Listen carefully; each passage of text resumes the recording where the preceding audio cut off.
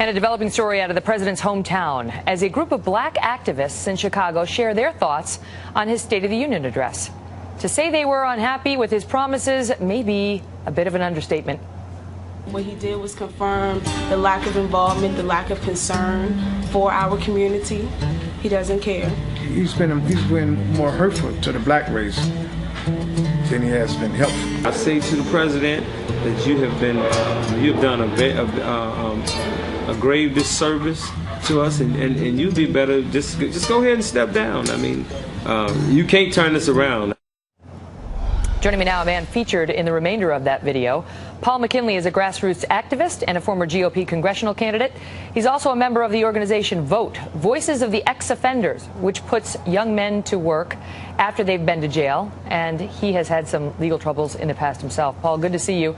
So let's just start with that, because I know that you are a convicted felon. You served nearly 20 years in state prison for burglaries, armed robberies, and aggravated battery. And so your critics would say that your unemployment problems are likely attributable to that and not to President Obama's policies. Not necessarily, because a lot of the people I live in a sanctuary city, and in this city here, you have people that put people to work, and they've been to the penitentiary 3 or 4, 5 times. And the main reason why they do that is because this is a corrupt city. The city of Chicago is the most corrupt city in America. This state has sent governors and senators and congressmen to jail.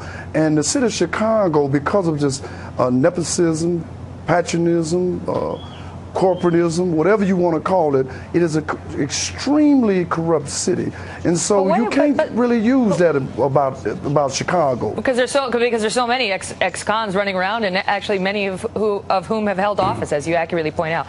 Let me ask you this, because the president did say in his State of the Union address the other night that he was going to do some outreach to the black community. He talked about how he wanted to expand educational access for everyone. He's already said he's going to work to reduce high school dropout rates. He's got a college opportunity summit. He wants to renew unemployment benefits. He passed the Affordable Care Act. He's worried about the voting rights of minority voters. He's tried to stop gun violence, which is a major problem in Chicago, including in the black community. So what more would you have him do?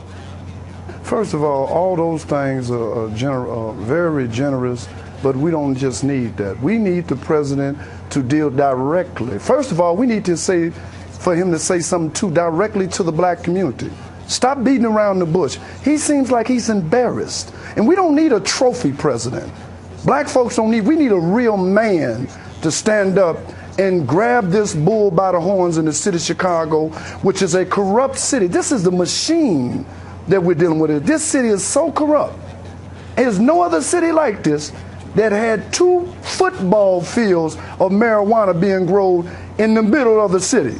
There's no other city like that in the world. So we want this president to deal with the corruption with starting on the 5th floor with Ron Emanuel, his friend, his buddy, who makes sure that all the contracts that come down, taxpayers' money, this is our money. Whether I've been to the penitentiary or didn't go to the penitentiary, I pay taxes.